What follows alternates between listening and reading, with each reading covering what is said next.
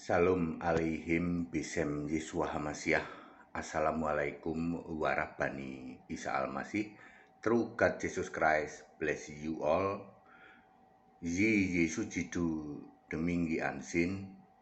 Salam sejahtera di dalam nama Tuhan Yesus Kristus. Saya Pendeta Henry Tandianta MPS. Sebelum memulai, saya akan menyampaikan, ini akan saya sampaikan terus, cek fakta. Bapa yang tidak pernah disembah sebagai Allah dari sejak zaman purbakala sampai kapanpun oleh gereja-gereja di luar sana justru ditinggikan, dimuliakan, disembah-sembah sebagai Allah. Sebaliknya, Yesus Kristus yang jelas-jelas Allah dari sebelum segala abad sekarang sampai selama-lamanya justru direndahkan, dinista, ya, di-downgrade, ya, dihujat, cuman jadi putra, cuman jadi anak, dan ditolak sebagai Allah. Cek aja, ya.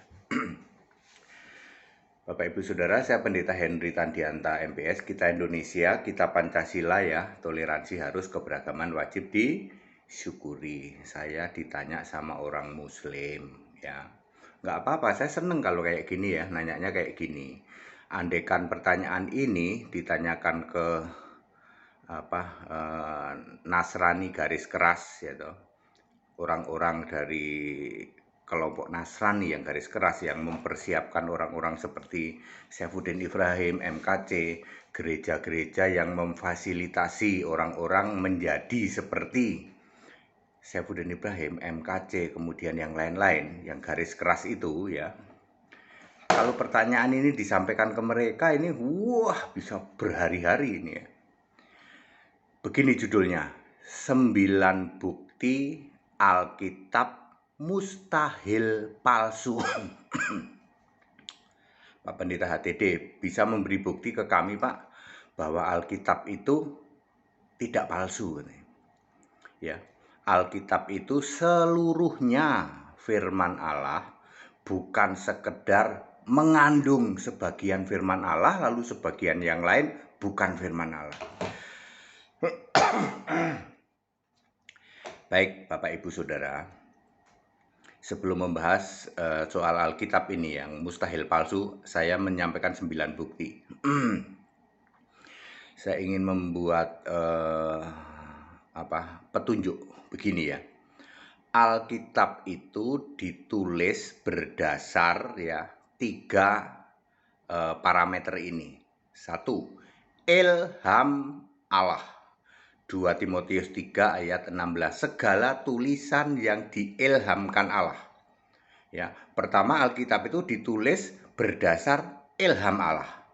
Kedua, Alkitab itu ditulis berdasar apa yang dilihat oleh penulis. Di dalam Wahyu 1 ayat 2, ya, aku menuliskan apa yang aku lihat, ya. Kemudian yang ketiga, berdasar dikuasai roh, di dalam Wahyu 1 ayat 10. Jadi saya ulang, Alkitab itu ditulis berdasar ilham Allah, kemudian apa yang dilihat oleh penulis, dan dikuasai roh. Nah, mari kita bahas. Alkitab seluruhnya firman Allah, bukan sekedar mengandung sebagian firman Allah. Alkitab dituduh palsu dan sudah dipalsukan itu sudah biasa dan sering kita dengar. Kalau Alkitab itu dituduh palsu, yang aslinya mana? Mereka juga tidak bisa menjawab. Berikut adalah 9 bukti Alkitab itu mustahil palsu. Yang dimaksud Alkitab adalah Alkitab terbitan anggota United Bible Society (UBS), beranggotakan lembaga Alkitab di masing-masing negara di seluruh dunia. Untuk Indonesia yang menjadi anggota United Bible Society adalah Alkitab LAI, itu Alkitab yang diterbitkan oleh anggota United Bible Society. Ini buktinya, ya. Bukti nomor 1, Original teks Alkitab itu milik Museum United Bible Society. Jadi jangan khawatir. Original teks ya. Original teks dalam bentuk perkamen itu ya. Bentar ya. Original teks Alkitab dalam bentuk perkamen, baik ditulis di kulit ya toh, kulit binatang, mungkin juga ada di daun-daun tertentu ya, katanya ada daun lontar, mungkin juga media lainnya. Sekarang ini disimpan di museum miliknya United Bible Society di London di Inggris. Ya, sehingga Alkitab tulisan United Bible Society adalah dijamin asli berdasar original text. Alkitab terbitan Lembaga Alkitab Indonesia (LAI) adalah anggota United Bible Society, dijamin asli meskipun soal bahasanya adalah bahasa terjemahan. Kalau ada pendeta di luar sana yang teriak-teriak kowar-kowar, kami menurut bahasa aslinya, bahasa asli yang mana? Original text itu disimpan di United Bible Society. Banyak pendeta di luar sana demi untuk mewujudkan teori bahwa Alkitab itu cuma mengandung sebagian firman Allah. Lalu dia coba-coba, ini teks asli yang mana? Wong original teks itu disimpan di museumnya United Bible Society kok, dan LAI itu anggota dari United Bible Society. Aslian kali itu mah ya, yang apa? Yang teks asli menurut bahasa aslinya gitu ya. Nomor 2, bukti tulisan Musa. Musa lahir sekitar 1500 tahun 1500 sebelum Masehi. Musa lahir tahun 1500 sebelum Masehi kurang lebih ya. Itu selisih 4500 tahun dengan Adam. Bagaimana mungkin Musa yang lahir 4500 tahun setelah Adam kok bisa menulis kitab Kejadian ayo. Kalau Keluaran itu kan eranya Musa. Ya, dia menulis era dia sendiri. Bagaimana ia bisa menulis kitab Kejadian? Eranya Adam 4500 tahun lalu. Waktu itu belum ada internet, belum ada USB, belum ada WA, dan belum bisa disimpan di flash disk atau USB. Gimana bisa? Jawabannya 2 Timotius 3 ayat 16, segala tulisan yang diilhamkan Allah ya digabung dengan dikuasai roh, Wahyu 1 ayat 10. Jadi Yesus sebagai Tuhan huruf besar semua memberi ilham kepada Musa, digabungkan dengan Musa ini diberi penglihatan dalam dikuasai roh, lalu dia bisa menulis kitab Kejadian. Sama persis misalnya seperti Yohanes menulis kitab Wahyu juga itu ya dikuasai roh. Ya. Secara logika, selisih waktu 4500 tahun mustahil Musa bisa menulis kitab Kejadian yang menceritakan tentang Adam. Adam punya istri Eva atau Hawa, lalu punya anak Kain Habil, lalu begini begitu. Gimana dia bisa nulis? Gitu. Semuanya itu karena ilham Allah dan dikuasai oleh roh. R-nya huruf besar ya, roh Allah maksudnya. Kemudian bukti nomor 3, Lukas, Matius kok bisa menulis tentang Yesus bayi? Padahal Lukas dan Matius kan dipilih oleh Yesus, kira-kira Yesus sudah berumur 30 tahun. Selama 30 tahun loh. Apa iya Yesus ingat waktu masih bayi owek-owek? Aku ini lahir melalui bapakku Yusuf, terus dulu ada peristiwa begini. Yesus masih bayi ya nggak inget. You know? Lalu bagaimana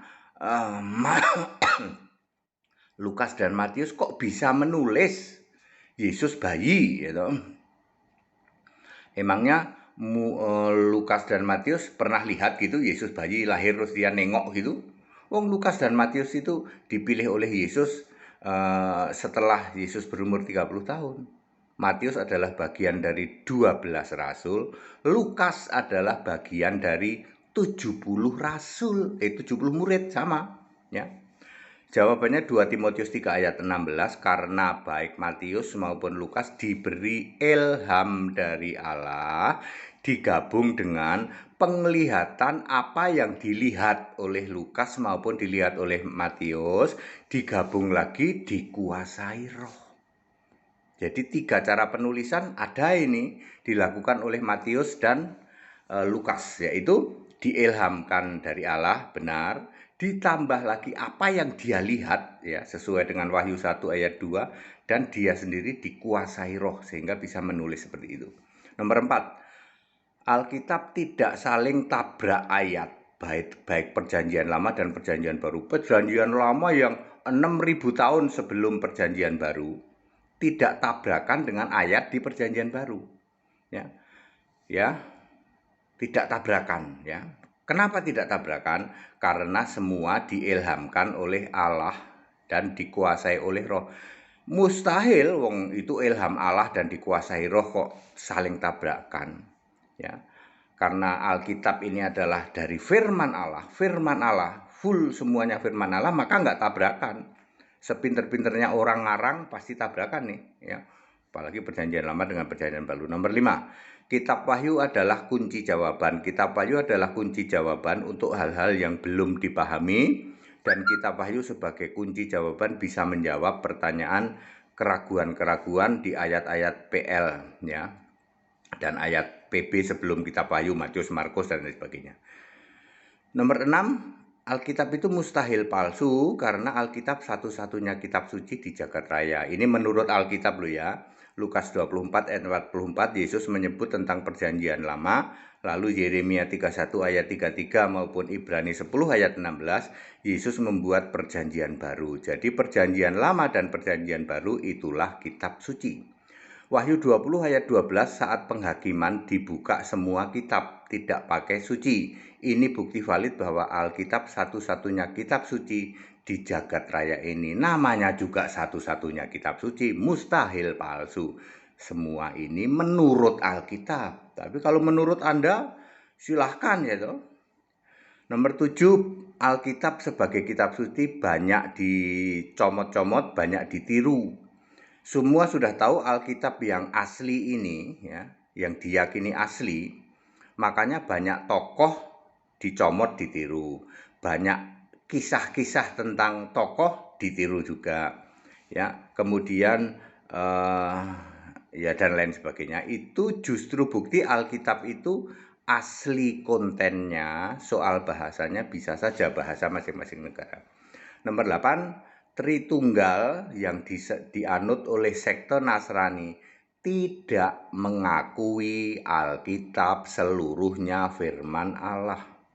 Karena mereka tidak paham ya bahwa Alkitab itu ditulis melalui tiga hal ya, atau tiga cara penulisan, yaitu diilhamkan Allah 2 Timotius 3 ayat 16, kemudian dikuasai roh Wahyu 1 ayat 10, digabung dengan apa yang dilihat oleh penulis Wahyu 1 ayat 2. Jadi ini tidak dipahami ya. Jadi gabungan antara ilham Allah, apa yang dilihat penulis, lalu penulis ini dikuasai roh. Karena Tritunggal ini tidak paham, makanya Tritunggal mengatakan Alkitab itu cuma mengandung sebagian. Jadi cek saja kepada penganut Tritunggal ya, gereja Katolik dan gereja Protestan dan semua turunannya, mereka tidak percaya bahwa Alkitab itu seluruhnya firman Allah. Dia mengimani Alkitab itu cuma mengandung firman Allah. Selebihnya itu karangannya penulis katanya. Saya katakan Alkitab itu ditulis berdasar tiga kategori ya. Kategori yang pertama karena ilham dari Allah. Yang kedua apa yang dilihat oleh penulis. Yang ketiga adalah dikuasai roh. Penulisnya dikuasai roh. Sehingga Musa bisa menulis tentang Adam yang selisihnya 4.500 tahun. Lukas dan Matius bisa menulis tentang bayi Yesus padahal dia nggak lihat itu bayi Yesus dan lain sebagainya. Terus nomor 9. Matius 17 ayat 3 sampai 5 bisa juga dijadikan acuan. Petrus, Yohanes, dan Yakobus tidak pernah kenal dan tidak pernah lihat wajah Elia maupun wajah Musa. Kok bisa tahu itu Elia dan Musa? Ya, waktu Yesus dimuliakan di atas gunung, selisih antara Elia, Musa dengan Petrus, Yakobus dan Yohanes ribuan tahun. Kok dia tahu ya itu Elia, itu Musa? Ya, karena mereka dikuasai roh, ya. Ya, dikuasai roh, kemudian digabung dengan apa yang mereka lihat. Persis sama dengan Yohanes menulis kitab Wahyu. Jadi kesimpulannya, Alkitab mustahil palsu.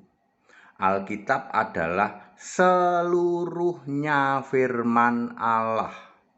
Cara penulisan Alkitab adalah gabungan antara 3 hal, yaitu diilhamkan Allah, 2 Timotius 3 ayat 16, digabung dikuasai roh, Wahyu 1 ayat 10, digabung apa yang dilihat oleh penulis, Wahyu 1 ayat 2. Penjelasan yang alkitabiah seperti ini tidak pernah ada di luar sana, hanya ada di STAOL, GAAE, Sekolah Tinggi Alkitab kami, ya. Silakan Bapak Ibu, iya Pak, kita nggak pernah dapat penjelasan seperti ini. Ayo ikut STAOL, ya, Sekolah Tinggi Alkitab online, ya, supaya Anda paham seperti ini. Jadi jangan sampai puluhan tahun Anda disesatkan dengan pengajaran dari gereja yang tidak berdasar, yang mengatakan Alkitab itu cuma mengandung sebagian firman Allah. Karena para pendetamu dan para romo belajar teologi, tidak tahu bagaimana Alkitab itu ditulis. Gabungan antara 3 hal, yaitu diilhamkan Allah, kemudian dikuasai roh Allah, dikuasai roh kudus, yaitu roh Yesus sendiri, dan apa yang dilihat oleh penulis Alkitab. Ya, very clear ya. Ya, very clear. Jadi apa yang dilihat oleh penulis Alkitab ini dianggap firman Allah? Iya, karena dia harus cocok dengan ilham, harus cocok dengan dikuasai roh. Ya, di kitab Wahyu kan begitu. Aku menulis apa yang aku lihat, lalu aku dikuasai roh. Ya, ya lalu dapat ilham Allah, dia bisa menulis seperti itu. Bisa menulis surga itu kayak gini, nanti perang Armageddon kayak begini. Ya, dia bisa menulis itu. Baik, padat, singkat, dan clear. Kita Indonesia, kita Pancasila, toleransi harus, keberagaman wajib disyukuri, bersahabat dengan beda iman itu bisa. Kalau toh dalam kehidupan sehari-hari kita mendapati kenyataan, lu kok keimanan kita nggak sama ya? Ya nggak apa-apa, toh kita bisa hidup bersama-sama. Kepada saudara-saudaraku yang intern dari Nasrani yang berkedok Kristen, Nasrani yang mengaku-ngaku Kristen, sekali lagi saya menyampaikan, cek fakta.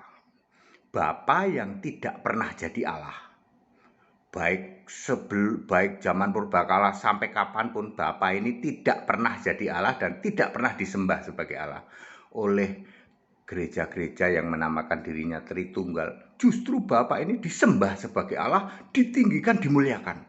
Sementara Yesus Kristus yang jelas-jelas adalah Allah dari sebelum segala abad sampai sekarang, sampai selama-lamanya, malah dinista, malah direndahkan, malah dihujat, cuman dijadikan putra, cuman dijadikan anak yang masih sujud kepada bapaknya, dan ditolak sebagai satu-satunya Allah. Cek saja. Baik, tetap bersama saya Pendeta Henry Tandianta MPS. Haleluya, amin.